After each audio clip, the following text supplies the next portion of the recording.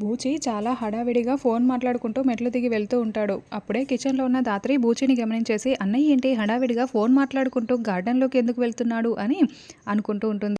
అప్పుడే కేదార్ పైనుంచి బూచి మాట్లాడుతుందంతా కూడా వింటూ ఉంటాడు. ఆ బూచి ఆ అమ్మాయితో నీకు దండం పెడతాను, నన్ను వదిలేసే, నీకు ఇవ్వటానికి నా దగ్గర డబ్బు లేవు అని దండం పెడతానని చెప్తున్నా కదా, నన్ను వదిలేస్తావా లేదా అని వేడుకుంటూ ఉంటాడు. చూడు, నీ దగ్గర నాకు డబ్బులు ఇవ్వటానికి పైసా కూడా లేకపోతే ఇక నువ్వు నాతో ఉండి ఏం లాభం? నీతో నాకు ఎలాంటి ఉపయోగం లేదు కాబట్టి నిన్ను వీడియోని ఒకేసారి ప్రపంచంలోకి వదిలేస్తాను. అలా చేయకూడదు అంటే 50 lakhs తీసుకొని అర్జెంటుగా నా దగ్గరికి బయలుదేరి వచ్చేసేయ్.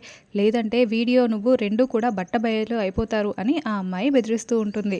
ప్లీజ్ అలా చెయ్యకు, నేను ఖచ్చితంగా తీసుకువస్తాను అని బూచి ఫోన్ పెట్టేస్తాడు. అన్నయ్య ఖచ్చితంగా ఏదో తప్పు చేస్తున్నాడు అనిపిస్తోంది అని ధాత్రి కేదార్ మాట్లాడుకుంటూ ఉంటారు. తర్వాత సుధాకర్ బ్యాగ్లో 50 లక్షల డబ్బు పెట్టుకొని ఈ డబ్బులు బ్యాంకులో డిపాజిట్ చేయాలి అని చెప్తూ ఉంటే, మామయ్య గారు నేనున్నాను కదా, నేను వెళ్ళి బ్యాంకులో డిపాజిట్ చేస్తాను అని చెప్తూ ఉంటాడు. జాగ్రత్త బూచి, 50 లక్షలు జాగ్రత్త అని సుధాకర్ మరీ జాగ్రత్త చెప్తూ ఉంటాడు. నేనున్నాను కదా, నేను చూసుకుంటాను కదా మామయ్య, నేను ఆ మాత్రం డిపాజిట్ చేయలేనా అని బూచి 50 లక్షల డబ్బుల్ని బ్యాగును పట్టుకుని వెళ్తూ ఉంటాడు. అన్నయ్య ఖచ్చితంగా ఆ డబ్బులు బ్యాంకులో అయితే డిపాజిట్ చేస్తాడని అనిపించటం లేదు. ఖచ్చితంగా ఎక్కడికో తీసుకువెళ్తున్నాడు.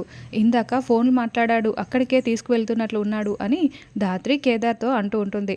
అప్పుడే బూచి నేరుగా ఆ అమ్మాయి దగ్గరికి వెళ్ళి 50 లక్షలు డబ్బుల్ని ఇచ్చేస్తూ ఉంటాడు.